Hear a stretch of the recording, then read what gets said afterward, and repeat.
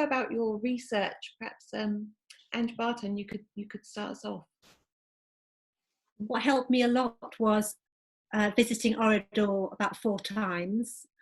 They have a museum there, which you can imagine is a font of knowledge.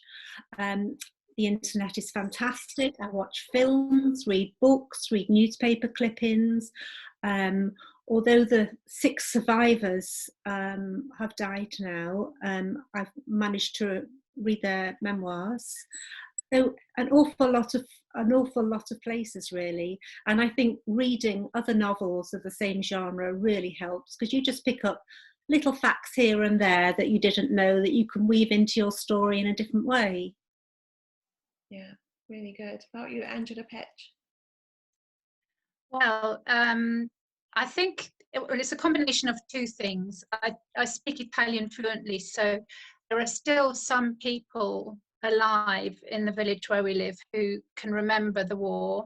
In fact, my latest book, called The Tuscan Girl, one of the central characters is based on an elderly gentleman that I met about 10 years ago, and he turned 100 this January.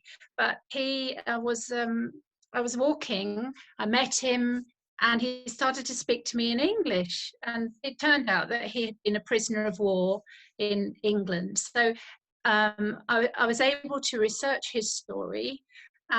So I think I start with people and then go to the museums and look in books. I mean, I'm looking at a great big pile of books I've got at the moment. I've also got author and historian friends over in Italy, and yeah, there's a lot of material on the internet, but you have to be careful that it is always authentic as well. So yeah, and also people's memories aren't always brilliant, so you have to check that kind of thing as well. But I didn't like history at school. We had such a boring teacher. She just made us write out notes that she wrote on the blackboard. But now I'm really interested. So I wish I could go back sometimes. Yeah, I think social history makes such a difference, doesn't it? You know, when you're not faced with the books and things. Vicki, how about you? Yeah, I mean, actually, I'm having a bit of trouble at the moment because of lockdown. Means I can't go out and go to all the museums and the archives and everything that I really wanted to visit.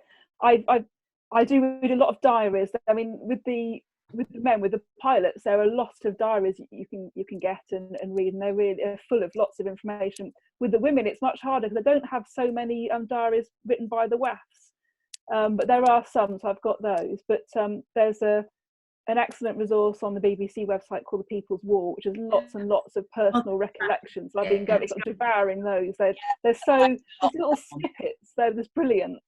So it's all that. I mean, when I was researching the Oxford Girl, I went to museums like the Battle of Britain bunker in Uxbridge, which is absolutely fantastic. But it's more difficult now. I can't go out and about. Julia, I saw you nodding away there. Is that something you've used as well? I know, I got loads of stuff. I'm just looking up here. I sent off for loads of books from Amazon. They were second-hand books of wars, of WAF's memories and things. So yeah, lots of research. I made the basic mistake. My agent said, right, send me your first couple of stuff. So I was writing. It's the first time I'd ever written this sort of thing.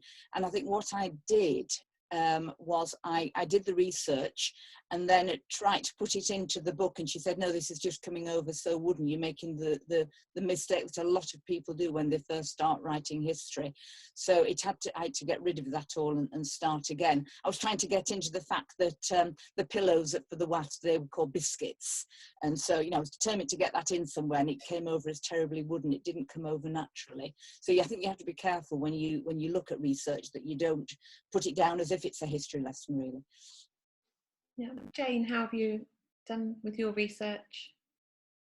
Well, I like you, I'm in awe of everybody else because I write contemporary, just looking back to World War II.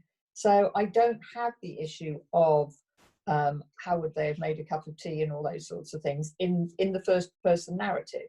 So I don't have to know all that detail, but I do need to know detail in certain very specific areas. I mean, yes, the actual history of what happened at Studland Bay for another U, and I was very lucky there because I met a chap who'd restored one of the tanks, and he was a font of all knowledge. And then the local National Trust warden had taken an oral history of the area, so there was plenty of information out there. But with Endless Skies, it was more the small things, knowing what sort of powder compact and what a utility lipstick would have looked like and things like that. It would have been so easy if my mum had still been alive, but as it was, there was an awful lot of research just to get the tiny details that you have to get right.